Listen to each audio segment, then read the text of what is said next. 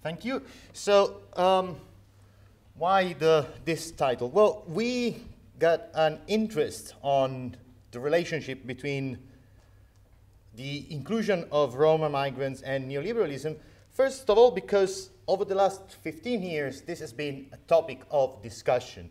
Most of the studies that have looked at the relationship between the enlargement of the EU have pointed out how this has happened as part of the implementation of a neoliberal agenda, and they have highlighted the negative effects that this has had on Roma communities. Everybody agrees that the implementation of the neoliberal agenda through the European Union enlargement has led to an increase in Roma marginalization and segregation rather than in a decrease of it, even if interventions have been done to promote inclusion and so on. More specifically, Sigona and Trehan have pointed out that the encouragement of partnership between public actors and civil society actors has led to the NGOization of the Romani movement, namely the fact that NGOs have become service providers for European and state institutions, and in doing so have become dependent on the money that they receive, and therefore a vehicle of diffusion of neoliberal agendas and activities. Kotze more recently looked at the effect of gender equality programs aimed at Roma women in Hungary, and she essentially highlighted how those programs ended up with the opposite effect from which they were planned, and essentially made the life of Roma women even worse than it was before. Themelis is the most recent paper, and is probably the most far-reaching in his accusations. He essentially argues that the narrative that is put out by European Union elites at the moment is a deliberate attempt to scapegoat the Roma in order to hide the negative consequences of the 2009 economic crisis and the following implementation of plans that are increasing the social divides, not only among the Roma, but among working class more generally and the upper classes. Common to all those studies is the fact that neoliberalism is regarded as an ideology. There is not a strict definition of what actually neoliberalism is in those studies. It is policy, it is economics. More than anything, they seem to regard it as an ideology. And as such, the ideology, they accuse it of being responsible for those negative consequences on the Roma. Van Baar, which is probably the one that has written more about the Roma, is quite critical of this approach of looking at neoliberalism as an ideology, and he instead preferred to take a Foucauldian approach and look at neoliberalism as governance techniques, as a form of governmentality that shapes the subjectivity of Roma. What he argues is that the simultaneous implementation of, on one side, employment projects targeted at ethnic minorities and a securitization agenda are leading to the dehumanization of the Roma in public reports, in the media treatment of their presence, and this dehumanization and concomitant securitization of the Roma makes them subject to constant deportation and evictions, which strengthen the marginalization that they face. At the same time, at least in his early work, he recognized that the reliance of European and state institutions on expert discourse to justify securitization intervention and development program gave space to certain NGOs to counteract those narratives through what he called the mimicry of academic research. Recently, he abandoned this trend of thoughts, and mostly this happened after it was pointed out by various people, some of them in this room, Yaron, Elena, and Vesely, that in fact the mimicry of academic research is in many cases leading NGOs to perpetuate negative images of the Roma. So this is what has been done concerning Roma and neoliberalism. What has been done more generally in anthropology and on the relationship between neoliberalism and the development of inequalities and so on? Well, first of all, just like Van Baar, most scholars have looked at neoliberalism in order to have some sort of solid foundation as governance techniques. So the techniques that are used by government and so on to create a manageable population. However, in those studies, anthropologists that have tackled those issues in the global south, Africa, Asia, and so on, have, as much as they could, avoided the denunciatory tone and critiques that has characterized some of the intervention about Roma and neoliberalism, essentially pointing out to the fact that all those governmental techniques are locally reconfigured, and the effect that they might have will be different in every location. Therefore, they encouraged scholars to look at the local level and analyze the role of actors, local practices, and the historical situation that leads to a certain context being more or less favorable to the implementation of those measures that can be defined as neoliberal, such as the devolvement of power to local authority or the encouragement of civil society to take on the responsibility that would be, in a classical model, responsibility of the state. So essentially what we try to do today is apply this approach to the reception of Roma migrants in Manchester. So first of all, let's start with local national setting. Migration in the UK is something that dates back to the post-colonial period and has always been, from the very beginning, a migration that was imagined as permanent. Unlike Germany, where the Gastarbeiter were expected to go back, the migration of former colonial subjects to the UK was expected to last. They were very quickly allowed to obtain citizenship. The access to citizenship, of course, allows people to more easily establish themselves, to access properties, houses. At the beginning, in part with support from the welfare, but in the 1980s, the Thatcher government put in place the so-called right to buy scheme, which essentially allowed tenants in social houses to buy the house or flat over time. And many migrants were among those categories. They were able to buy. So in a sense, in this case, the neoliberal withdrawal of welfare provision in terms of social housing has allowed migrants to establish themselves. The other key element of the relationship between the UK setting and migration is the importance given to spokesmanship of the migrant community, which in a sense replicates the tactics of the British Empire in the colonies of giving power to pre-existing elites or creating elites and then interacting with those elites as if they were representatives of the entire community. The same thing tends to happen in the UK, is either religious leader or some particularly successful members of the community that are always put up as the channel for communication between the institutions and the migrant community. But of course, this also allows the community to have a public voice, although of course is mediated, is not properly democratic if you want, but in a sense it's something that allows a certain open space for dialogue. Manchester, of course, as an example of a UK city, shares all of these characteristics, which played an important role in the regeneration of Manchester. After the deindustrialization following the late 1970s crisis, Manchester was a city that was struggling.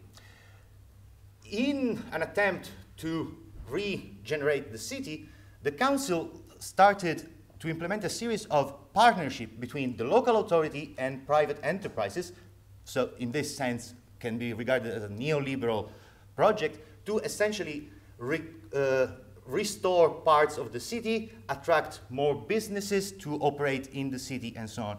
A key element in the promotion of those spaces to business was the flagging of Manchester as a cosmopolitan space, a space where different communities live together, contribute to the city, and those different communities contribute skills that the service industry can draw upon, particularly skills in languages, in intercultural communication, and so on. This particular approach that was developed between the late 1990s and all through the 2000s has allowed the city to actually completely change its profile and to attract a large number of international businesses to establish their operations in Manchester. At the same time, of course, to keep this thing going, there was a need to provide services for the communities so that the different ethnic communities felt comfortable in Manchester, remained here, and the pool of cosmopolitan skills could still be flagged as an advantage.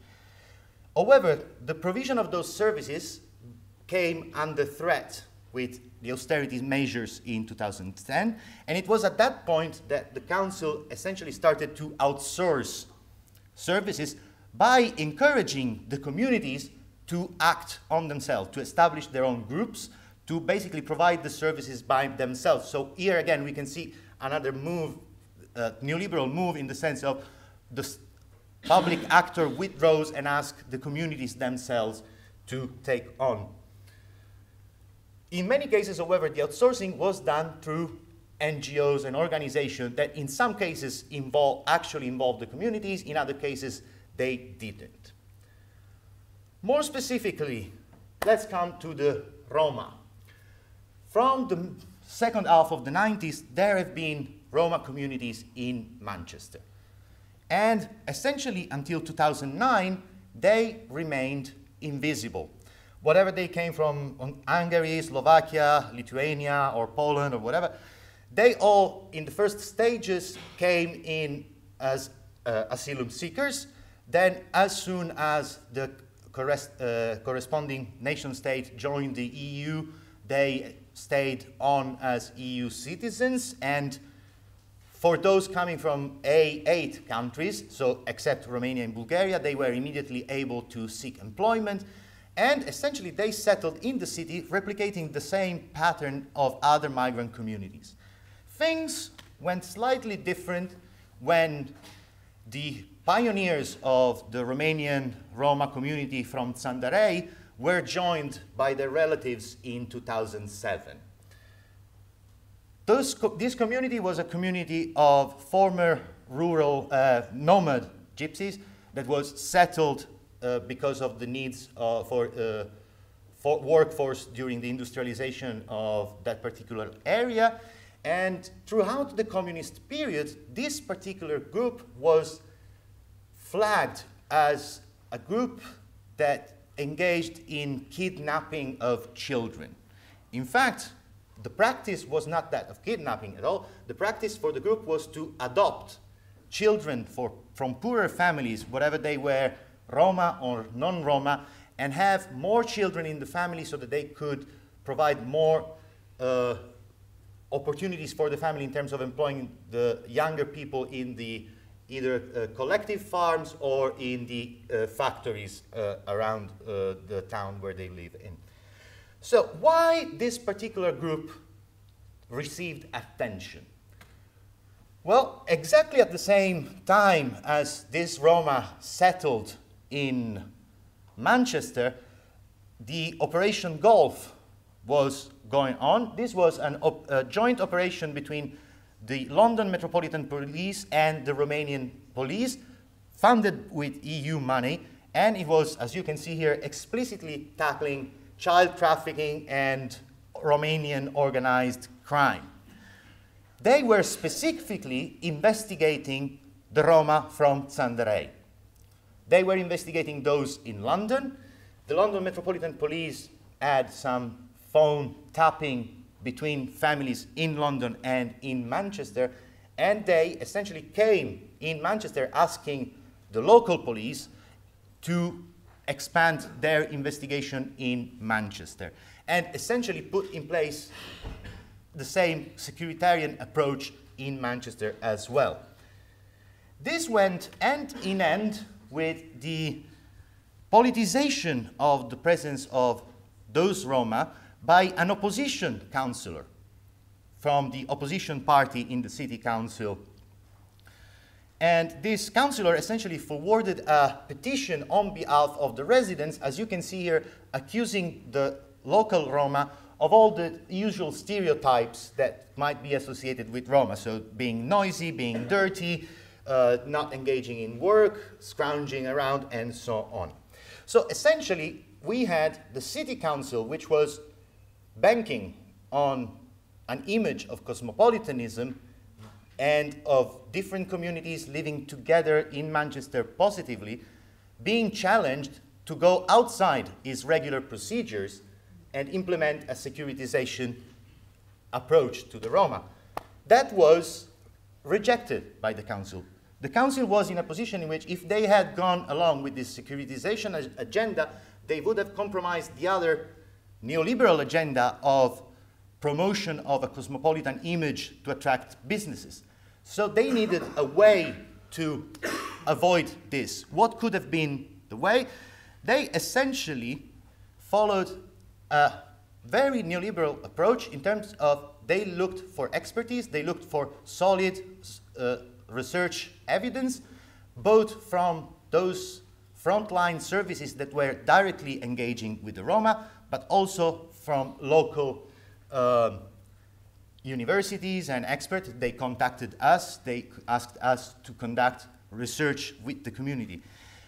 All the information that were collected were precisely collected with the intent of showing what, and first of all, if any of the accusation leveled at the Roma by the residents and the opposition council were funded.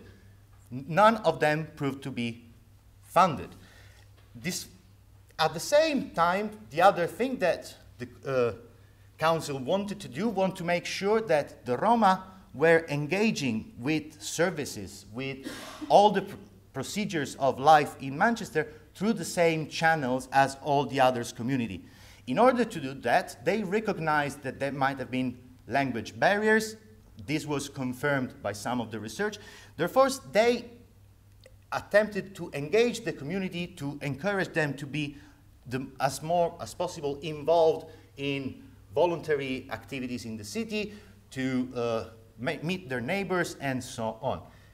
This component, this engagement with the Roma, this attempt to encourage them to participate through the regular channel was, however, partly because of the burden of austerity, outsourced to third sector agencies, exactly at the time when the broader European discourse on Roma highlighted the Roma as a troubled population, a population that needed special interventions, and the council policy was always to encourage those third sector agencies that were delivering this kind of services to attract more funding so that the service could continuously be delivered.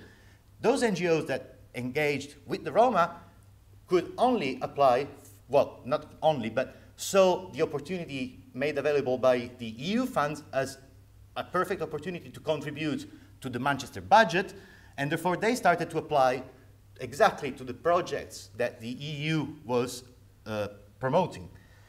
So what have been the consequences? Of course, this strategy opened up the need for dialogue, created a space for encounters between the Roma community, local actors, the policymakers. The discourse that was put publicly was one, again, of inclusion, because there was this image of cosmopolitanism that needed to be protected. At the same time, part of the involvement of the third sector led to the classic example of programs that essentially attempt to manage and inevitably continue the marginality of the Roma. What have been the consequences of this trajectory on the Roma themselves? Well, the Roma themselves, the Romanian Roma, because nearly all the other Romas had no problems with that. They continued their life in Manchester almost unaffected by those discussions. In terms of housing, the Roma easily had access to housing because they were able to rent from those landlords of migrant backgrounds that over time had become house owners, landlords, and because partly of the shared migrant background, partly because of the shared skin color, in some cases also commonality in dress codes and so on, those landlords were not putting obstacles in terms of racist attitudes in renting to Roma. Sorry? Yeah, Pakistani landlords, most of them. In terms of employment, of course, as Romanian citizens, until 2014, they were limited to self-employment, but this is also part of the UK system. Activities such as scrap metal collection are regulated by law here.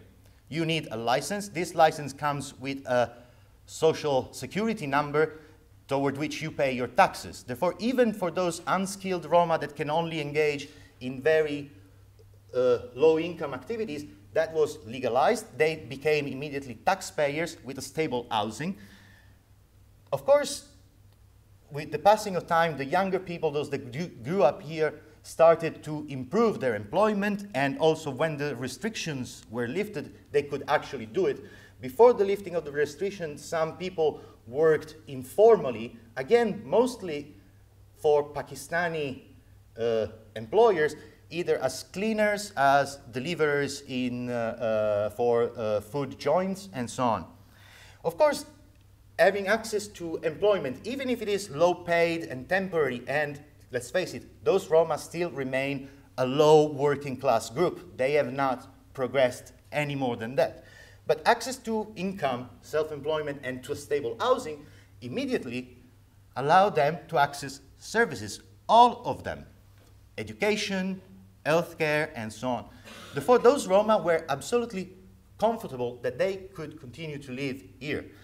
And the public recognition that was given to this group has also allowed, partly with our involvement, to question some of the intervention by third sector agencies that were de facto contributing to the marginalization of the Roma.